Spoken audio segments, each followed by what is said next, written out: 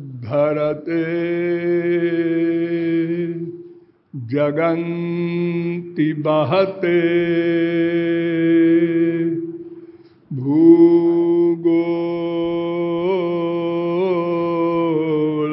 भूगोलमुद्बिभ्रते दैत्यं दारयते बलिं छलयते क्षत्रक्षयं कुर्वते पौलस्त्यं जयते हलिं कलयते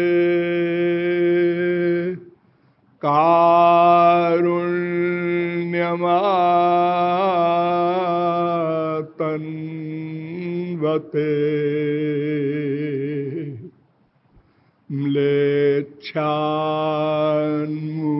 म्लेच्छान्मूर्छयते दशाकृतिकृते कृष्णाय तुभ्यं नमः। वसुदेवसुतं देवं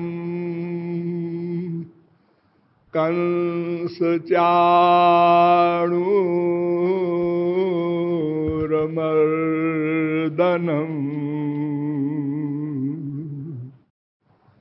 देवकी परमानन्दं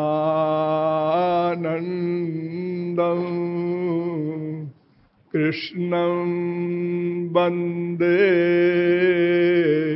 जगद्गुरुम्।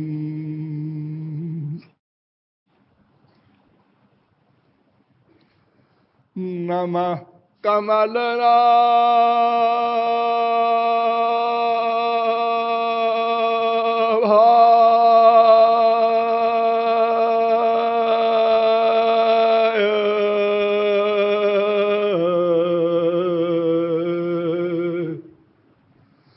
नमः कमलमालिने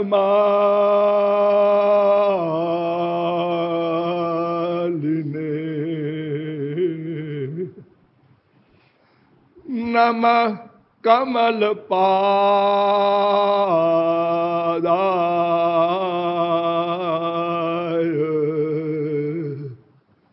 नमस्ते कमलेक्षण यो ब्रह्मणं दधाति पूर्वं वो वै वेदांश्च प्रहिणोति तस्मै तग्वंहा देवमात्मबुद्धिप्रकाशं मुमुक्षुर्वै शरणमहं प्रपद्ये।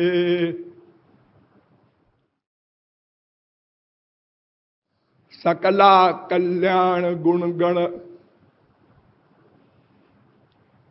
निलय निखिल कल्याण गुणगण निलय आनंद सिंधु बलबंधु पादारविंद मकरंद मिलिंद महानुभाव। नियमानुसार थोड़ी देर हरिनाम संकीर्तन कर लीजिए, पश्चात गुरु तत्व पर कुछ प्रकाश डाला जाएगा। भजो गिरिधर गोविंद गोपाला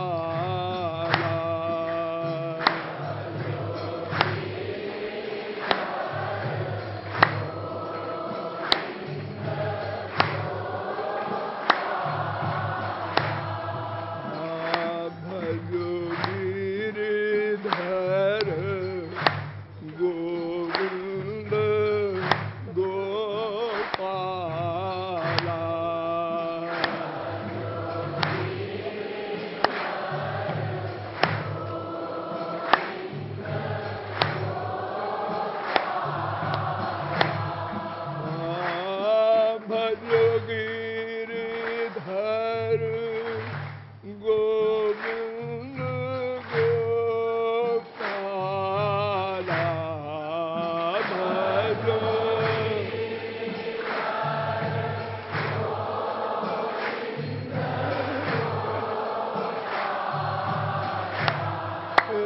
भजो गिरिधर गोविंद गोपाला।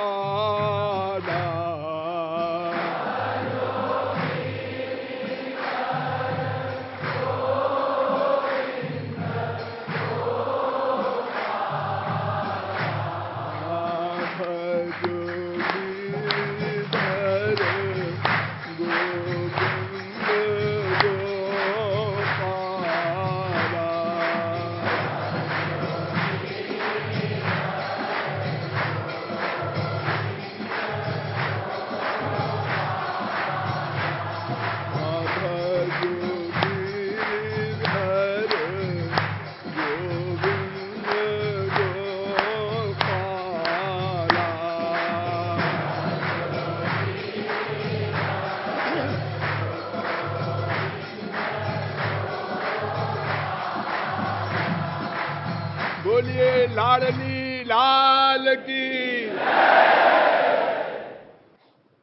अब आप लोग सावधान हो जाएं।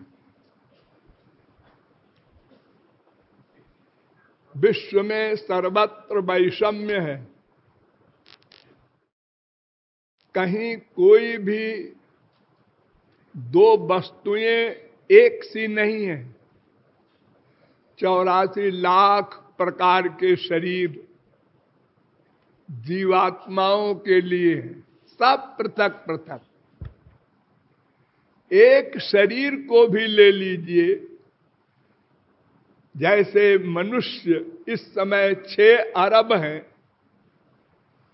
इनमें किसी भी दो मनुष्य की शक्ल तक नहीं मिलती, अकल क्या मिलेगी? अंगूठा छाप भी नहीं मिलता। कितना बड़ा वैलक्षण्य है, बनाने वाले का पता नहीं, और मां के पेट में इतना पृथक पृथक शरीर बनाया जा रहा है, कोई सोच नहीं सकता।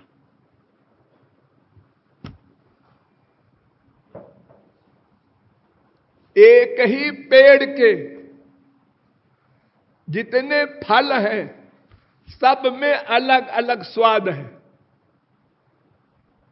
कोई चीज कहीं नहीं मिलती।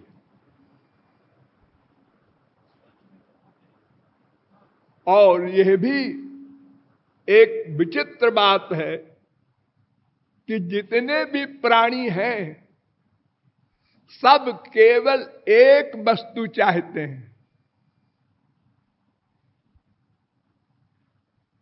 क्या वस्तु है? आनंद। और उसी के लिए ज्ञान, और उसी के लिए जीवन।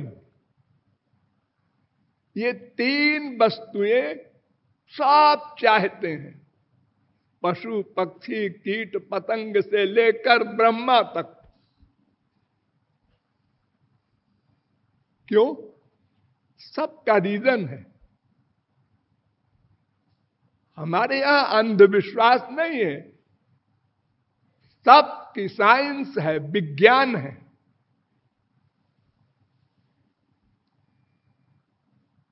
ये सब समझना होगा। और मनुष्य शरीर ही ऐसा शरीर है जो यह सब समझ सकता है, ज्ञान प्राप्त कर सकता है, उस ज्ञान से आनंद प्राप्त कर सकता है। और मानव देह के अतिरिक्त नीचे सब जीव अल्प ज्ञान युक्त है। ये हमारा प्रवचन नहीं सुन सकते, समझ सकते। हमसे आगे एक योनि है, उसको देव योनि कहते हैं। स्वर्गलोक में उनके पास बड़ी शक्तियां हैं, बड़ा ज्ञान है, हमसे अनंत गुना कह सकते हैं हम। उनका शरीर हमारे शरीर से अनंत गुना सुंदर, उनके शरीर से खुशबू निकलती है। ये मल मूत्र प्रपंच उनके शरीर में नहीं है। अगर यहां एक देवता आकर खड़ा हो जाए तो उसकी खुशबू से आप सब लोग बेहोश हो जाएं। ऐसा शरीर है। और वहां का सामान, आपने सोचा रसगुल्ला आ गए, कोई प्रयत्न नहीं करना। हमारे संसार में कोई बहुत बड़ा अमीर और ऐश्वर्य वाला होता है तो कहता है साहब इनको तो स्वर्ग है, जानता नहीं स्वर्ग क्या होता है, लेकिन एग्जाम्पल दे देता है। ये गंदा कूड़ा कबाड़ा शरीर स्वर्ग के क्या मुकाबला करेगा? लेकिन वो स्वर्ग में एक बड़ा दोष है। क्या? वहां आप प्लस नहीं कर सकते, कुछ कमाई नहीं कर सकते, बस माइनस माइनस माइनस। आपने जैसे बैंक में 1,00,000 रुपया जमा कर दिया, अब आप फूले फूले घूम रहे हैं और मनमाना खर्च कर रहे हैं। 10,000 का महीना, 10 महीने बाद आप जीरो हो गए। अब आप जाएं बैंक में और कहें 10,000 लाइए इस महीने, तो वो लोग कहेंगे कुछ गड़बड़ है इसका। अरे भाई तुम्हारा समाप्त हो गया 1,00,000, अब तुम जाओ फिर कमाओ। ऐसे ही स्वर्ग का हिसाब किताब है। वहां केवल पुण्य क्षीण होता है, प्लस नहीं होता। यानी आप वहां कोई कर्म नहीं कर सकते, ना अच्छा न बुरा, केवल भोग है। और हमसे जो नीचे योनि वाले हैं, यहां भी भोग है। जितने भी कुकर शूकर कीट पतंग हैं, सब भोग योनियां। तो स्वर्ग भी भोग योनि और हमसे नीचे वाले भी सब भोग योनि। केवल मानव देह ये कर्म योनि है। वो हम लोगों को मिला हुआ है वर्तमान काल में। लेकिन हम लापरवाह हैं, नहीं जानते। हमारा जो ज्ञान है उसको हमने सही ढंग से, सही दिशा में डाइवर्ट करके नहीं चलाया। अज्ञानियों के ज्ञान से युक्त होकर चलाया। इसलिए हम आनंद से वंचित रह गए। वेद कहता है इह चेद सकद्बोद्धुम प्राक शरीरस्य विश्रसः ततः सर्गेषु लोकेषु शरीरत्वाय कल्पते। केनोपनिषद 3 खंड का 5वां मंत्र। इसी मानव देह में अगर तुमने नहीं सही ज्ञान प्राप्त कर लिया और उस ज्ञान के द्वारा आनंद प्राप्ति नहीं कर ली तो सर्गेषु, सर्गेषु माने कई कल्प तक फिर मानव देह नहीं मिलेगा।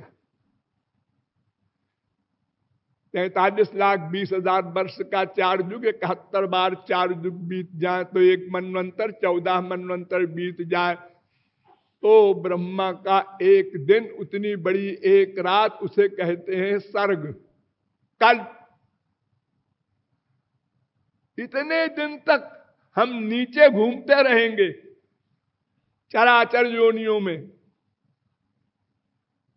आप लोग कभी सोचते नहीं एक पक्षी कैसे जीवित रहता है? न कहीं घर है, न कहीं खाने का ठिकाना है। एक घर घर घूमने वाला कुत्ता कैसे जीवित रहता है? उसके लिए क्या प्रबंध है? आज का भी नहीं है, कल का क्या होगा? वो कहीं अगर जाता भी है कुछ मांगने तो डंडा मारा जाता है उसको।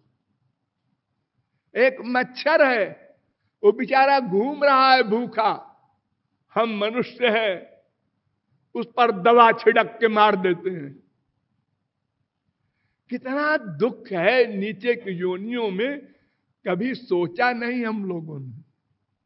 नहीं तो मानव देह का महत्व समझ में आ जाता कि क्या मिला है मुझको और क्या किया मैंने। इह चेद वेदी दथ सत्यमस्ति न चेदिहा वेदीन महति विनष्टि। कठोपनिषद भी यही कहता है, इस मानव देह में अगर अपने लक्ष्य को प्राप्त कर लिया तब तो ठीक है, और नहीं तो विनाश हो जाएगा तुम्हारा। मामूली विनाश नहीं, महती विनष्टि। आकर 4,84,000 योनि भ्रमत यह जीव अविनाशी। फिरत सदा माया कर प्रेरा, काल कर्म स्वभाव गुण घेरा। कबहु करी करुणा नर देही, देत ईश बिनु हेतु सनेही। मैंने बताया ना, कई कल्प के बाद फिर मानव देह मिलेगा, और मिलेगा भी तो क्या होगा, अनंत बार मिल चुका। ध्यान दीजिए, अनंत बार आप मनुष्य बन चुके हैं पास्ट टेंस में, और स्वर्ग भी अनंत बार जा चुके हैं, और नरक वगैरह तो जाते ही रहते हैं। याद नहीं है? ये सब सौभाग्य मिल चुका है हम लोगों को। लेकिन एक सबसे बड़ा दोष है उधार करना। उधार कर लेंगे। अभी हमारी उम्र क्या है? अभी तो पढ़ाई लिखाई की उम्र है। पढ़ाई लिखाई की। प्रहलाद ने असुर बालकों को उपदेश दिया था, कौमार आचरेत प्राज्ञो धर्मान भागवतानिह। बाल्यावस्था में ही भगवान की ओर लग जाओ। क्यों? अरे ये मानव देह किसी अवस्था की अपेक्षा नहीं रखता। पैदा होते ही मर गया, 1 साल का होके मर गया। IAS पास करके आ रहा था, रास्ते में एक्सीडेंट हो गया, मर गया। कुछ भरोसा नहीं इस मानव देह का। तो तुम अगर परखोगे कि जुआवस्था में करेंगे, और जुआवस्था आवे ही ना, और मानव देह छिन जाए, तो फिर क्या रिकॉर्ड होगा, जजमेंट क्या होगा? इसलिए तुरंत करो। महाभारत में थोड़ा और आगे बढ़ गए तो उन्होंने कहा, जुवैव धर्मशीला स्यात् अनित्यम खलु जीवितम को ही जानाति कस्याद्य मृत्यु कालो भविष्यति। अरे कौन जानता है कल क्या होगा? कोई नहीं जानता। ये इतनी प्राइवेट बात है कि भगवान ने किसी को ये नॉलेज नहीं दी कि हमको तो पता है 28 साल और 3 महीना और 2 दिन के बाद 10:30 बजे मरेंगे। किसी को पता नहीं। बड़े बड़े तपस्वी योगी ऋषि मुनि हुए, सबको जाना पड़ता है। बलिहारी है तिहारी गुरु बलिहारी।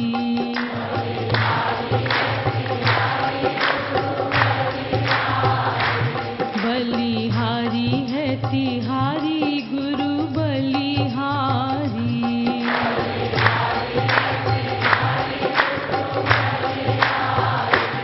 तो पे तन मन धन प्राणन वारी।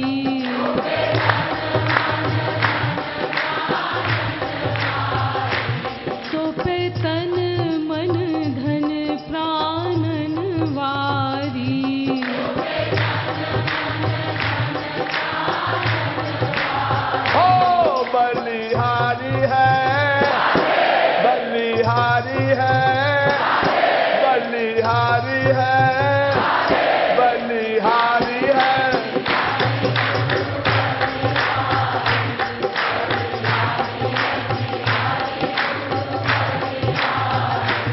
तू तो है एक रूप ब्रह्म बनवारी।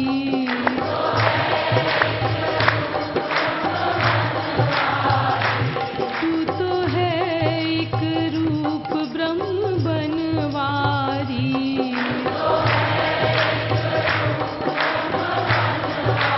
हो बलिहारी है, बलिहारी है, बलिहारी है।